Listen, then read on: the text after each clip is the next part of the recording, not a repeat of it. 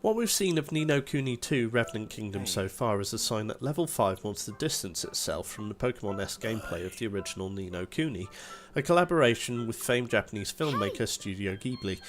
Retaining some of the key personnel behind it, it was a surprise to learn that the sequel was in the works, but during my brief time at Gamescom, I'm excited to say it has surprised and impressed thus far.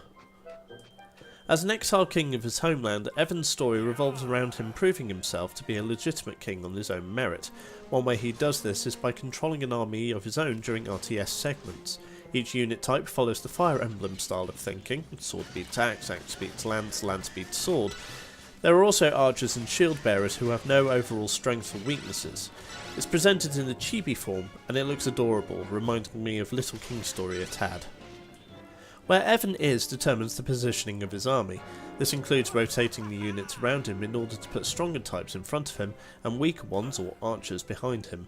All of this is done in real time, meaning that you may have a decent lineup 1 second that might be quickly overwhelmed seconds later if you've not adjusted. There are arrows that appear to allow for players to quickly determine which is the case by colour. It's an intriguing idea to say the least.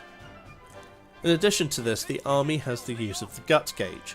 In the demo, this consisted of an option to quickly charge the opponent and in order to make units attack with everything they have.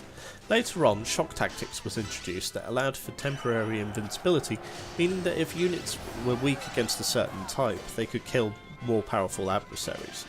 Companions also have abilities that are tied to holding down the R2 button and pressing another, which have devastating effects. The other part of the demo I tried was a more familiar RPG gameplay style with a boss battle against Longfang the Kingmaker. He's essentially a lion-dragon hybrid. While the chibi style is adorable, the more familiar style is still gorgeous to look at, certainly running at a solid 60 FPS. It's as visually breathtaking as the original was. Combat is far more interactive this time around, as Evan uses his Higgledies as support rather than another party member. His skills are numerous, able to use basic attacks, as well as 2 special sword attacks, heal himself and a fireball. Magic power is regained by hitting enemies with normal attacks, balancing out how often Evan and his friends can fire them. Even though I used the Higgledies when they were ready by approaching each squad and pressing X, I had no idea how they help. The window of opportunity to use it is plentiful enough, but I rarely found the chance to utilise them. They seem to have colour coordination, with green ones healing the team occasionally, for example, while blue ones fired magic missiles at Longfang.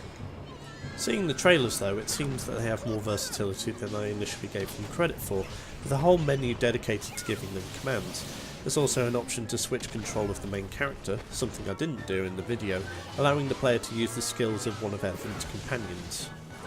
Bosses can be stunned for extra damage, meaning it's worth wailing on them once prone. With multiple phases, it was cool to see the boss started throwing firestones that eventually exploded on top of his claws and fire breath attacks. I also saw this in the trailer with the fog boss, so multiple phases on boss counters seem the norm, which is a great thing.